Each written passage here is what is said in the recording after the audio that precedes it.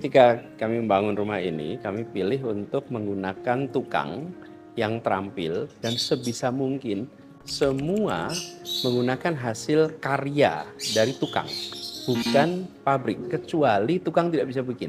Misalnya nih, kalau pintu ini sebuah pintu. Ini pintu ini dibuat dari kayu bekas. Ini kayu bekas gelondongan aslinya seperti ini. Dipotong dibagi dua. Bagian dalamnya adalah yang hasil potongan, yang bagian luarnya di sana. Nah, pegangannya ini bikinan tukang besi yang bikin ini. Lingkarnya juga bikin tukang besi. Yang kita tidak bisa bikin apa? Kuncinya. Kuncinya kita nggak bisa bikin, karena itulah kita beli dari pabrik. Kami tidak mau tebang kayu, jadi semuanya adalah kayu-kayu bekas yang kemudian dipakai untuk pintu, untuk kusen, untuk semua adalah kayu-kayu bekas. Nah, kalau kayu bekas selalu ada cacatnya, kayak begini, lubang-lubang seperti ini kayu bekas nih. Itulah kemudian ketika dibuat menjadi kusen, maka kusennya kelihatan ada cacatnya tuh. Tapi itu bagian dari ceritanya. Nah, ketika jadi kusen, itu ada lubangnya di sini nih. Ini juga lubang. Kenapa? Karena aslinya kayunya ada lubangnya. Tapi itu dijaga, diperbaiki oleh tukang. Nah, termasuk lantai. Saya beri contoh. Lantai ini bukan lantai marmer. Ini bukan lantai hasil pabrik, ini lantai hasil kerjanya tukang. Jadi plesteran biasa, semen, diplester, kemudian dipasanglah jadi lantai. Nah, apa yang menjadi dasar dari keputusan ini?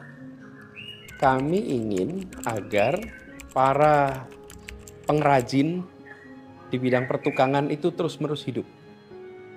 Karena keterampilan buat lantai, keterampilan kayu, keterampilan besi, itu bergenerasi. Nah, apa yang terjadi? Sekarang itu kita menemukan banyak sekali tukang-tukang yang pengrajin berubah menjadi tukang instalator. Karena kita serba beli bikinan pabrik. Bayangkan, dulu membuat lantai, sekarang mereka instalator keramik, instalator marmer. Kenapa? Ya karena kita semua belinya udah jadi dari pabrik. Jadi keterampilan mereka itu tidak terpakai lagi. Berubah menjadi tukang instalasi, bukan tukang terampil, pengrajin. Ini misalnya lampu. Lampu ini itu bukan beli di toko. Ini adalah hasil kerajinan. Karena tukang kayu yang membuat kotak-kotak ini semua. Tukang besi yang buat gantungannya. Lalu lampu ini ada tukang besi yang membuat, tidak beli di toko, bukan bikinan pabrik. Ini adalah kerajinan. Nah, kami ingin menjaga agar budaya ini adalah sebuah warisan budaya, keterampilan itu tetap tumbuh. Nah, itu nomor satu. Yang kedua, secara ekonomi, biaya yang dialokasikan, kebanyakan sekarang ini dialokasikan untuk pabrik, bukan dialokasikan untuk tukang.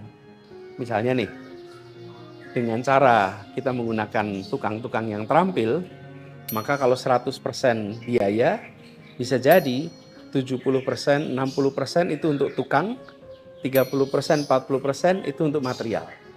Tapi kalau kita pakai pabrik, segalanya serba hasil pabrik, maka uang kita perginya ke pabrik, tukang itu dapatnya sedikit, bisa jadi 70% itu untuk material, 30% untuk tukang.